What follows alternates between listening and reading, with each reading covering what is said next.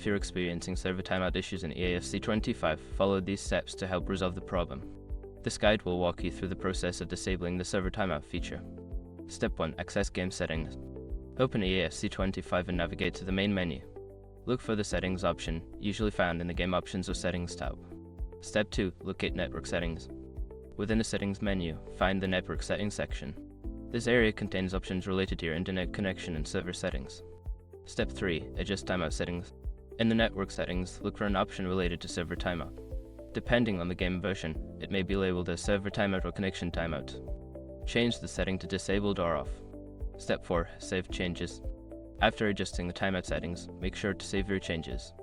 There should be a prompt or button to confirm and apply the new settings. Step 5. Restart the game.